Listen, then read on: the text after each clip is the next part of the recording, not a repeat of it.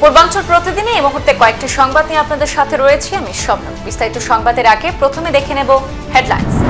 গ্রামের ই-রিকশা শহরে প্রবেশে নিষেধাজ্ঞা জারির দাবি নিয়ে জেলা শাসকের কাছে স্মারকপত্র প্রদান। খোয়াই জেলার জাতীয় সড়কে টায়ার জ্বালিয়ে প্রতিবাদ ত্রিপুরা ইন্ডিজেনাস স্টুডেন্ট ফেডারেশনের।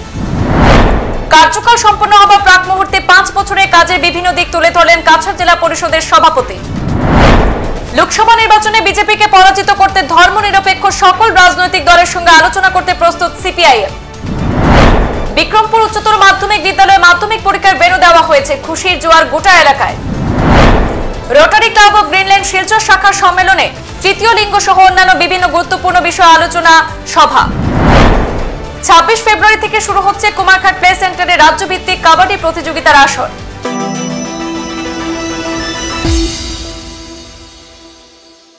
গ্রামের ই-রিকশা শহরে প্রবেশে নিষেধাজ্ঞা জারির দাবি। গ্রামের ই-রিকশা শহরে প্রবেশ নিয়ে জেলা শাসকের দ্বারস্থ ই-রিকশা অ্যাসোসিয়েশনের কর্মকর্তারা। সোমবার ই-রিকশা অ্যাসোসিয়েশনের পক্ষ থেকে বিভিন্ন দাবি দেওয়া উল্লেখ করে জেলা শাসকের কাছে স্মারকপত্র প্রদান করা হয়। স্মারকপত্র প্রদানকালে তারা বলেন, গ্রাম থেকে অনুজ্ঞাপত্রবিহীন ই-রিকশা শহরে প্রবেশ করার ফলে শহরে অত্যাধিক পরিমাণে যানজটের সৃষ্টি হচ্ছে। তাই তারা গ্রামের ই-রিকশাগুলো যাতে সকাল 5টা থেকে বিকেল 5টা অবধি শহরে প্রবেশ করতে না পারে সেই ব্যবস্থা করতে অনুরোধ জানান। তারা বলেন, এই বিষয়গুলি নিয়ে তারা পূর্বেও জেলা প্রশাসনের দরজায় কড়া নেড়েছেন, তবে এবার যদি তাদের দাবি পূরণ না হয় তাহলে তারা বৃহত্তর আন্দোলনে নামবেন বলে জানিয়েছেন। আজকে আমরা ই-রিকশা ওনার্স অ্যাসোসিয়েশনের করিমগঞ্জ ডিস্ট্রিক্টের পক্ষ থেকে আজকে ডিসি মহোদয়ের লাস্ট আমরা একটা মেমোরান্ডাম দিব যে আমরা শহরের যে ছেলেরা যেগুলো আছে সবগুলা বেকার হয়ে যায়। এখানে এত টুকটুকি বাড়ছে, অবৈধ টুকটুকি, এটা লাগে আজকে আমরা লাস্ট মেমোরান্ডাম দিব যাতে বাইরের টুকটুকিগুলা যাতে বাইরে থাকে, সকাল 5টা থেকে বিকাল 5টা পর্যন্ত যাতে শহরে প্রবেশ না করে, এটা লাগে আমরা লাস্ট আবেদন করবো আজকে। কারণ হয়েছে অজস্র টুকটুক হয়ে গেছে, বহুত টুকটুক, অবৈধভাবে বহুত টুকটুক আছে। আর আমরা শহরের যারা ছেলেরা আছে তারা একমাত্র এখন উপার্জন করছে টুকটুক চালাইয়া, শহরের ছেলেরা অর্থ উপার্জন করিয়া নিজের ফ্যামিলিরে চালান।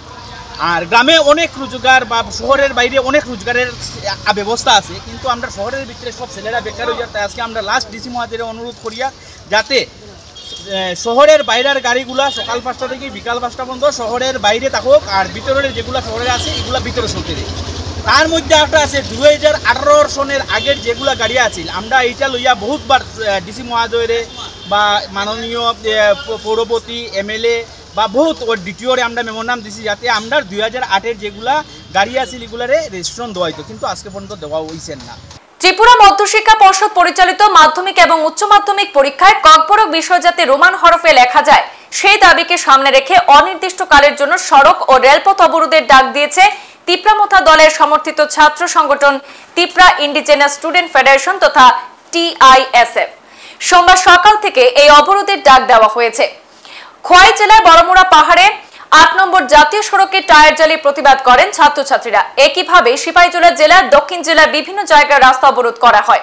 ফলে আগরতলা থেকে অন্য জেলা ও 3 রাজ্যগামী দূরপাল্লার বাস সহ পণ্যবাহী যান চলাচল করতে পারেনি। পাশাপাশি আগরতলা থেকে রাজ্যের অন্যান্য জায়গা এবং বহিরাজ্যগামী রেলপথে অবরোধ করা হয়, ফলে এদিন স্থানীয় এবং দূরপাল্লার ট্রেন চলাচল করেনি। আমাদের তো একটাই দাবি, আমাদের দাবি হচ্ছে যে আমাদের ককবরক বাস থেকে আমরা কি স্পিড দিয়ে লিখবো সেটা আমাদেরকে ইন্ডিপেন্ডেন্টলি আমাদেরকে এটাকে যাতে আমাদের ভাষাকে আমরা রোমান স্ক্রিপ্টে যাতে লিখতে পারে সে অধিকার যাতে আমাদের কাছে চিন্তা যাতে না করা হয় সেই উদ্দেশ্যে আমাদের একটাই দাবি যে আমাদের রোমান স্ক্রিপ্টে ককবরককে রোমান স্ক্রিপ্টে আমাদের যে আজকে যে স্টুডেন্ট তাদেরকে যেন ককবরক ভাষাকে রোমান স্ক্রিপ্টে লিখতে পারে সেই অনুমতি যাতে দেয়, এটা হচ্ছে আমাদের দাবি। কারণ আমাদের এই দাবি আমি আগেই বলেছি যে আমাদের এই দাবি আজকের নয়, অনেক বছর ধরে আমাদের এই দাবি। কারণ আমরা এই ভূমির সন্তান, আমরা এই ইন্ডিজিনাস পিপল, মানে আমাদের যে অধিকার এটাকে অন্য কেউ আমাদেরকে চাপিয়ে দিতে পারবে না। কাছাড়ে 4র্থ জেলা পরিষদের 5 বছরের কার্যকাল সম্পন্ন হচ্ছে আগামী 14 ফেব্রুয়ারি। এদিন এক সাংবাদিক সম্মেলন ডেকে 16 জন সদস্যদের সাথে নিয়ে কাছাড় জেলা পরিষদ সভাপতি অমিতাভ রায় সম্পূর্ণ পর্বের প্রাক মুহূর্তে 5 বছরের কার্যকালে দায়িত্ব পালনে বিভিন্ন দিক তুলে ধরেন। সভাপতি অমিতাভ জানান, 14 ফেব্রুয়ারি 2019 থেকে 14 ফেব্রুয়ারি 2024 এই 5 বছর পূর্ণ হচ্ছে জেলা পরিষদের। তার কার্যকালে সরকার প্রদত্ত প্রকল্প গ্রামাঞ্চলে পৌঁছে দেওয়া হয়। আর্থিক কেলেঙ্কারির কোনো অভিযোগ ওঠেনি। দুর্নীতির বিরুদ্ধে শূন্য সহনশীল নীতি মেনে কাজ করা হয়েছে। কংগ্রেসের কালিমালিপ্ত জেলা পরিষদের চেহারা পরিবর্তন করতে সুনাম পেতে সক্ষম হয়েছেন বলে জানান তিনি। সাংবাদিক বন্ধুগণ, আপনারা সবাই অবগত আছেন যে পঞ্চায়েতের 5 বছরের মেয়াদ প্রায় উত্তীর্ণ হয়েছে। আমাদের কাছাড় জেলা পরিষদের এই 5 বছরের মেয়াদ আগামী 14 ফেব্রুয়ারি উত্তীর্ণ হবে।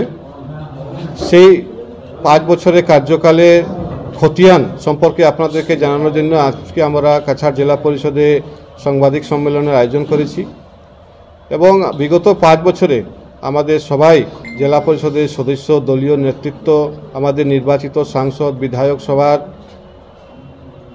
সাহায্য সহযোগিতায় আমরা কাছাড় জেলা পরিষদকে সুন্দরভাবে পরিচালিত করতে আমি মনে করি আমরা সক্ষম হয়েছি এবং এই বিগত 5 বছরে আমরা কাছাড় জেলা পরিষদকে একটি স্বচ্ছ জেলা পরিষদ, দুর্নীতিমুক্ত জেলা পরিষদ দেওয়ার আমরা প্রচেষ্টা করেছি। সরকারের প্রদত্ত প্রত্যেকগুলো স্কিম যাতে কাছাড়ের গ্রামীণ জনগণের কাছে পৌঁছে সেই বিষয়ে আমরা সবাই সচেষ্ট হয়ে কাজ করেছি এবং তার প্রতিফলন হিসাবে আমরা দেখেছি যে সরকার প্রদত্ত, কেন্দ্র সরকার বা রাজ্য সরকার যতগুলো স্কিম গ্রামীণ জনগণের জন্য দিয়েছে, গ্রাম পঞ্চায়েতের মাধ্যমে সেই স্কিমগুলো জনগণের কাছে পৌঁছেছে এবং জনগণ সরাসরি সেগুলো থেকে লাভান্বিত হয়েছে। আসন্ন লোকসভা নির্বাচনে ত্রিপুরা রাজ্যের 2টি লোকসভা আসনে বিজেপিকে পরাজিত করতে ধর্মনিরপেক্ষ সকল রাজনৈতিক দলের সঙ্গে আলোচনা করতে প্রস্তুত সিপিআইএম দল। সোমবার সন্ধ্যায় রাজধানী আগরতলার মেলার মাঠ এলাকায় সিপিআইএম দলের রাজ্য কমিটির অফিসে এক সাংবাদিক সম্মেলন করে এই কথা জানানো হয়। রবিবার এবং সোমবার সিপিআইএম দলের ত্রিপুরা রাজ্য কমিটির এক গুরুত্বপূর্ণ বৈঠক অনুষ্ঠিত হয়। বৈঠক শেষে দলের রাজ্য সম্পাদক জিতেন চৌধুরী সাংবাদিক সম্মেলন করে এই কথা জানান। তিনি আরো বলেন, দুদিনের রাজ্য কমিটির বৈঠকে এই বিষয়টি নিয়ে গুরুত্বপূর্ণ আলোচনা হয়েছে, তারপর তারা এই সিদ্ধান্তে উপনীত হয়েছে। বড়খোলার ভাঙ্গারপাড় স্থিত বিক্রমপুর গোলকনাথ উচ্চতর মাধ্যমিক বিদ্যালয়ে গত বছরের ন্যায় এবারও মাধ্যমিক পরীক্ষার ভেন্যু এসেছে। প্রথমবার ভেন্যু বসানোর পর খুবই সুন্দর এবং সুষ্ঠুভাবে সম্পন্ন হয়েছিল মাধ্যমিক পরীক্ষা। স্কুলের শিক্ষক শিক্ষিকারা নিজ নিজ দায়িত্ব খুবই সুন্দরভাবে পরিচালনা করেছেন, যার ফলে এবারও মাধ্যমিক পরীক্ষার ভেন্যু দেওয়া হয়েছে বিদ্যালয়ে। আগামী 16 ফেব্রুয়ারি মাধ্যমিক পরীক্ষা অনুষ্ঠিত হবে। এ উপলক্ষে ভাঙ্গারপাড় এলাকার বিশিষ্টজনদের নিয়ে একটি শান্তি কমিটি গঠন করা হয়েছে। স্কুল চত্বরে যাতে অপ্রীতিকর কোনো ঘটনা না ঘটে সেজন্য টহল দেবে শান্তি কমিটির কর্মকর্তারা। পরীক্ষা সুন্দর এবং সুষ্ঠুভাবে সম্পন্ন করতে সংবাদ মাধ্যমে এলাকাবাসীর সহায়তা কামনা করেন স্কুল কমিটির পক্ষে ভাঙ্গারপাড় জিপি সভানেত্রীর প্রতিনিধি আব্দুল রাজ্জাক বড়ভূঁইয়া। আমাদের এইবারে 2024 ইংরাজির এইচএসএলসি মেট্রিক পরীক্ষা আগামী 16 তারিখ থেকে, তাই আমাদের বিক্রমপুর গোলকনাথ উচ্চতর মাধ্যমিক বিদ্যালয়ের ছাত্রছাত্রীরা জ্যোতিষী সাহা সেকেন্ডারি স্কুলে পরীক্ষা দিত, কিন্তু গত বছর আমাদের এই জ্যোতিষী সাহা সেকেন্ডারিতে ছাত্রছাত্রীরা জায়গা হওয়া না কারণে আমাদের একটা ভেন্যু দেওয়া হয়েছিল। গত বছর আমাদের মরহুম ইসলামউদ্দিন চৌধুরীর নেতৃত্বে এবং আমাদের বাংলায় বিশিষ্ট ব্যক্তিদের নেতৃত্বে এবং আমাদের মৃত স্বর্গীয় তিশির সেন মহাশয়ের নেতৃত্বে আমরা গত বছর এখানে ভেন্যু মেট্রিক পরীক্ষা হয়েছিল এবং গত বছর আমাদের স্কুলে সুন্দর সুষ্ঠুভাবে পরীক্ষা পরিচালনার জন্য একটা কমিটি বানানো হয়েছিল। এইবারেও আমাদের বিক্রমপুর গোলকনাথ উচ্চতর মাধ্যমিক বিদ্যালয়ে এই ভেন্যু সেন্টার দেওয়া হয়েছে এবং ভেন্যু সেন্টার দেওয়ার কারণে আমাদের মাননীয় আইএস মহোদয়াকেই আমাদের ভাঙ্গারপাড় অঞ্চলের পক্ষ থেকেই আন্তরিক ধন্যবাদ জানাই। Rotary club of Greenland Silchar শাখার উদ্যোগে আয়োজিত সম্মেলনকে কেন্দ্র করে পরিবেশ দূষণ এবং প্লাস্টিক বর্জন বিষয়ের উপর এক সচেতনতা র্যালির আয়োজন করা হয়। এরপর ইমেজ বিল্ডিং এবং মেম্বারশিপ শীর্ষক বিষয়ের উপর আয়োজিত সম্মেলনে আয়োজিত সভায় সংস্থার আন্তর্জাতিক স্তরের প্রতিনিধিরা উপস্থিত ছিলেন। সভার শীর্ষক বিষয়ের উপর আলোচনা করার পাশাপাশি অন্যান্য বিভিন্ন গুরুত্বপূর্ণ বিষয়ে মতামত তুলে ধরা হয়। সভায় বিভিন্ন বক্তারা তাদের বক্তব্য রাখতে গিয়ে ট্রান্সজেন্ডারের উপর বিশেষ গুরুত্ব দেন। বক্তারা জানান, ট্রান্সজেন্ডার বৈচিত্র্য, ক্ষমতা এবং অন্তর্ভুক্তির নতুন ধারা তৈরি করেছে রোটারি ক্লাব। আগামীতে সমাজের বিভিন্ন অংশের প্রতিটি মানুষকে অন্তর্ভুক্তি করা হবে। রোটারি কারোর সাথে বৈষম্য না করে সকলকে সঙ্গে নিয়ে সমাজের কাজে এগিয়ে যাওয়ার সংকল্প গ্রহণ করেছে। আজকের এই ডিস্ট্রিক্ট সেমিনারের মূল থিম হচ্ছে গিয়ে মেম্বারশিপ এবং পাবলিক ইমেজ। তো এটা বেসিক্যালি আমাদের এটা জোনের যেহেতু হচ্ছে, এটার মুখ্য উদ্দেশ্য বা যেটার জন্য এই মেম্বারশিপ সেমিনারটা হচ্ছে সেটা হচ্ছে নতুন মেম্বারদেরকে আকর্ষিত করা এবং নতুন মেম্বাররা যাতে রোটারি অ্যাক্টিভিটির সম্বন্ধে ওয়াকিবহাল হয়, নতুন মেম্বাররা যাতে রোটারির প্রতি ইন্সপায়ার্ড হয় এবং রোটারির প্রতি আকর্ষিত হয়, সোসাইটিতে ভালো কাজকর্ম করে।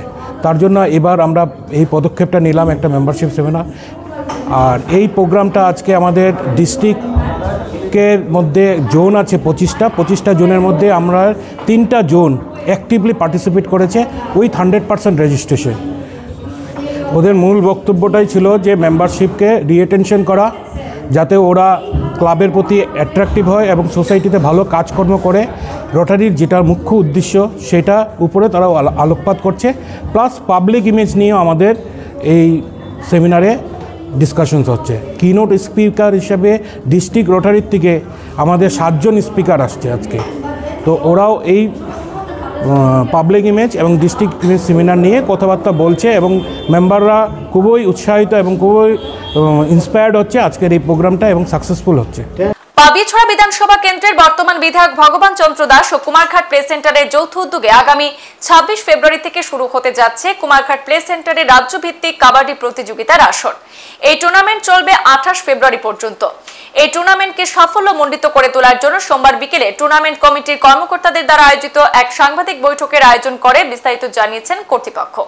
আমাদের মাননীয় বিধায়ক শ্রীযুক্ত ভগবান চন্দ্র দাস মহোদয়ের আন্তরিক সহযোগিতায় এবং কুমারঘাট প্লে সেন্টারের পরিচালনায় আমরা বিগত দিনের মতো এই পিডব্লিউডি মাঠেও আমরা রাজ্যভিত্তিক day night prize money open pro kabaddi tournament পুরুষ এবং মহিলা আমরা অনুষ্ঠিত করতে যাচ্ছি।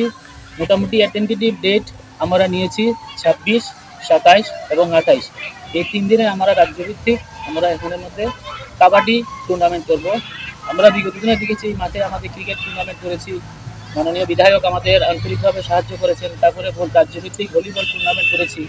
আমাদের অত্র এলাকায় দেখেছি কাবাডি খেলাটার একটু জনপ্রিয়তাটা একটু কম আছে, তাই আমাদের মাননীয় বিধায়কের উদ্যোগে বললেন এবার যে কাবাডি আমরা আগেও করেছি একবার কাবাডি, তো এবারও আমরা কাবাডি টুর্নামেন্টের রাজ্যভিত্তিক আমরা উদ্যোগ নিয়েছি।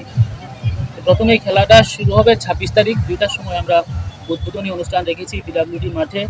তারপর থেকেই খেলা শুরু হবে 26 তারিখ প্রতিদিন রাত 10টা পর্যন্ত এখানে খেলা চলবে। সংবাদ এই পর্যন্তই, ফিরছি পরবর্তী অন্যান্য আপডেট নিয়ে, সঙ্গে থাকুন। ধন্যবাদ।